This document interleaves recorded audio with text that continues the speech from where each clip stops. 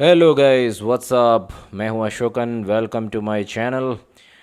तो गाइस, दुनिया में बहुत सारे ऐसे लोग हैं और बहुत सारे फैंस एक्सपर्ट्स का यही राय है, यही कहते हैं, यही कमेंट मारते हैं कि हबीब का स्टैंड अप गेम कुछ खास नहीं है।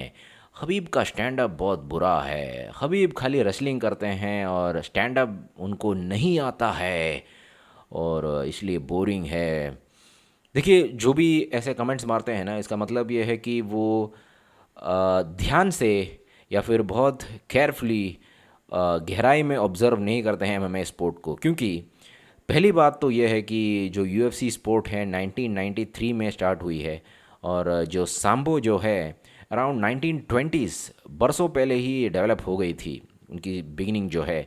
और हबीब जो हैं सांबो के इंटरनेशनल मास्टर हैं, और आप जानते ही होंगे कि सांबो जो है उसमें स्ट्राइकिंग होती है, पंचेस, किक्स और ग्रैपलिंग, रेसलिंग, थ्रोज, लॉक सब कुछ है।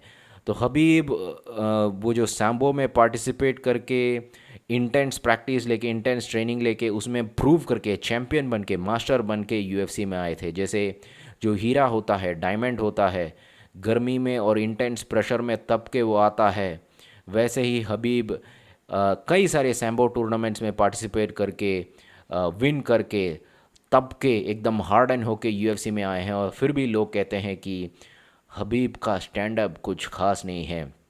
देखिए, ये ज़रा सा गलत है, और मैं इस वीडियो के ज़रिए आपकी सोच को बदल दूंगा। ये प्रूव करूंगा, वीडियो क्लिप्स भी दिखाऊंगा और ये प्रूव करूंगा कि हबीब का जितना उनका ग्रैपलिंग और रेसलिंग इफ़ेक्टिव है, उनका स्टैंड अप भी उतना ही इफ़ेक्टिव है। इन शॉर्ट, इन फैक्ट, हबीब अपने स्टैंड अप और रेसलिंग और ग्रैपलिंग को मिक्स करके अपनी ओपोनेंट को कंफ्यूज करते हैं, डोमिनेट करते हैं और बीट करते हैं।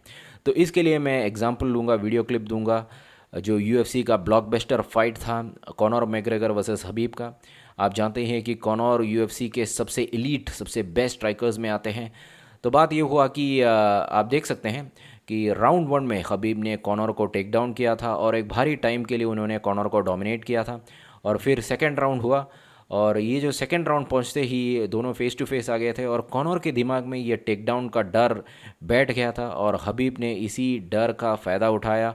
और आप देख सकते हैं कि उन्होंने लेवल चेंज किया और टेक डाउन करने की तरह जा रहे थे, और कॉनर भी टेक डाउन को ही एक्सपेक्ट कर रहे थे, बट इमीडिएटली उन्होंने वापस लेवल चेंज किया और उस टेक डाउन को एक ओवरहैंड राइट में बदल दिया।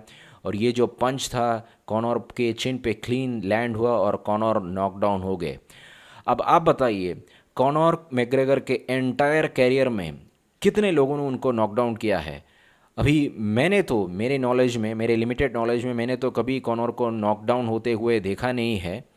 हो सकता है कि हुआ होगा, बट मैंने तो देखा नहीं है। बट एक बात तो पक्का है कि हबीब ने कॉनर जैसे एक अल्टीमेट एलीट स्ट्राइकर को नॉकडाउन किया है।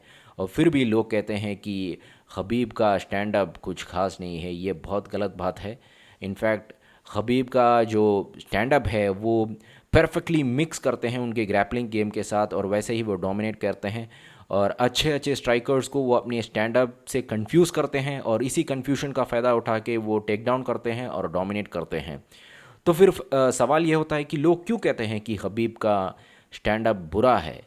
सिंपल सी बात है, जैसे वो टेक्स्ट बुक जैब होता है या क्रॉस होता है या परकआउट होता है, हबीब टेक्स्ट बुक स्टाइल से फाइट नहीं करते हैं। हबीब ने खुद का बॉक्सिंग स्टाइल बनाया हुआ है, खुद का किकिंग स्टाइल है उनका, खुद का नीज़ है उनका, और खुद का हेड मूवमेंट है।